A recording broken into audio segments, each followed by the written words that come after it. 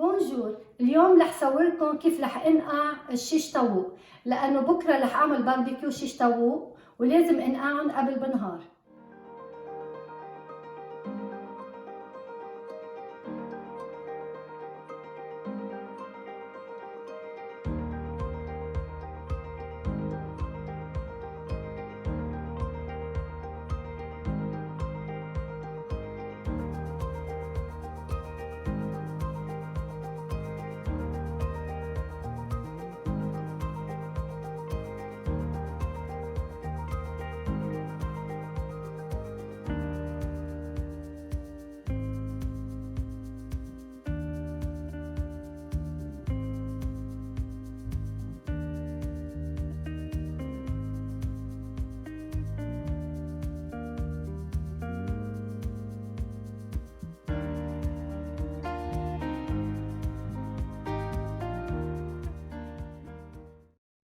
هلا هون حضرت الدجاج كيلو ونص صدورة الدجاج.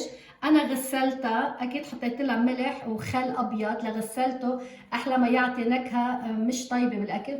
وبعدين نشفته من المي بالبيبر تاول، حطيلي مي كتير انا ونقعته وتروح نكهه البهارات بالمي الكتيره.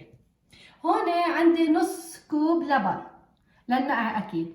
هون عندي ربع كبايه زيت نباتي.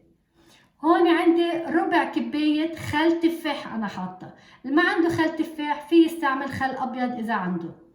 هيدي الحامضة أنا بدي برشا، بدي أبرش الحامض فوق صدورة الدجاج، بس بدي نصها للحامضة الأعصرة، مش عايزة أكتر من نصها لأنه في خل التفاح فيها. هون عندي جوزة الطيب، بدي أبرش شوي من جوزة الطيب فوق صدورة الدجاج. بدي أمعس الثوم وبدي أحط بالنقع ورق غار بيعطي نكهة طيبة. هون البهارات تبع صدورة الدجاج، عندي ملعقة كبيرة بابريكا يعني الفليفل الحلو المطحون، عندي ملعقة كبيرة ملح، عندي نص ملعقة صغيرة جنجر يعني زنجبيل الباودر، عندي ملعقة صغيرة كمان هيدي عقدة صفرة. العقدة الصفرة مع البابريكا بتعطي لون حلو وطعم كتير حلوة، جربوها بنصحكم فيها. هون عندي ملعقة صغيرة بهار أسود، بس بهار اسود حلو مش على حر. هون عندي الحار الهالبينو، عندي الربع ملعقه صغيره. هيدي اذا حدا بحب الحار، اللي ما بتحبه في ما يحط الحار، بس الحار بيعطيه نكهه هيك طيبه بالشوي. هون عندي نص ملعقه صغيره كمون، كمان الكمون بيعطي نكهه طيبه كتير بشوي الدجاج للشيش طاووق، بس بنصحكم تجربوا. وهلا رح نبلش تقطيع الدجاج. بلش اقطع هيك دورة الدجاج. هلا هيدي بشيلها.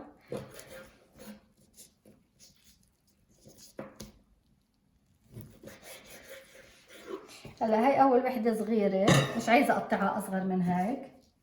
هيدي برجع بقطعها بالنص بحطها، وهيدي كمان بقطعها بالنص،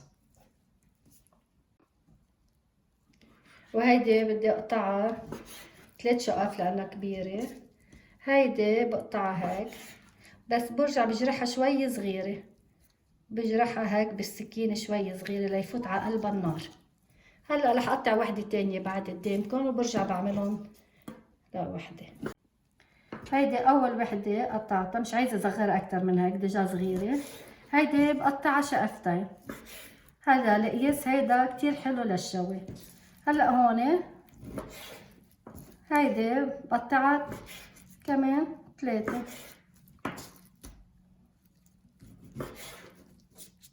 هيدي بقطعها 2، وهيدي بقطعها 2.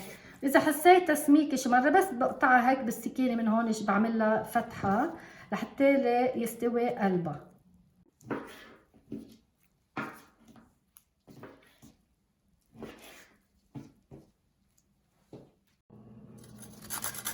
هلا عم ببرش جوزة الطيب فوق صدورة الدجاج من بعد ما قطعتهم وجهزتهم. وهلا رح ابرش شوي من الحامض ليمون زيت فوق صدورة الدجاج، كمان بتعطيها نكهة طيبة. وهلا عم بعصر نص الحامضة لحتى احطها فوق الدجاج. هلا بدي اخلط كل المكونات مع بعض. حطينا الحامض، هلا هذا الزيت النباتي، هلا هيدا خل التفاح، ربع كباية خل التفاح بدي اخلطهم. هلا هيدا نص كوب، نص كباية لبن كمان بدي اخلطهم معهم كلهم مع بعضهم قبل ما نزلهم فوق الدجاج.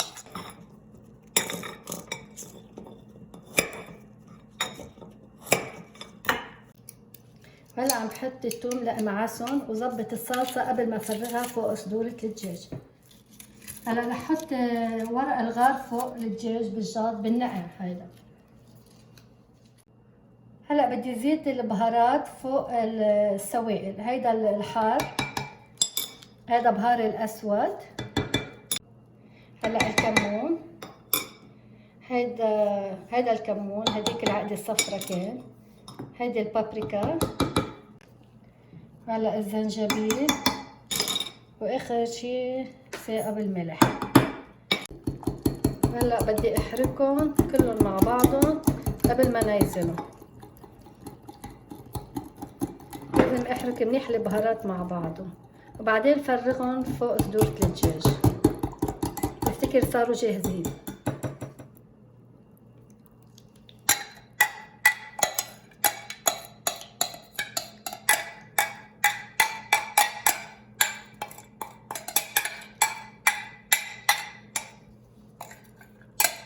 اتأكد اني نزلت كل الصلصة لانه عين المقادير على القد.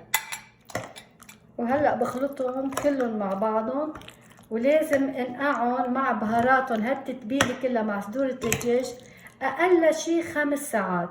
واذا بتنقعوهن قبل بليلة بيكون احلى لانه حتى صدورة الدجاج تتشرب كل نكهة الصلصة والبهارات. اقل شي 5 ساعات.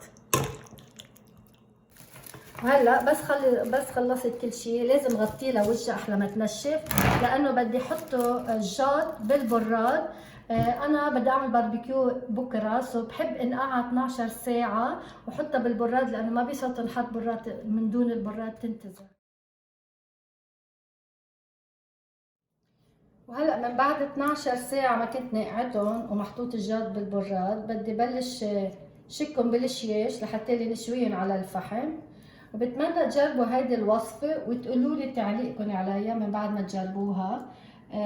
شو رأيكم فيها؟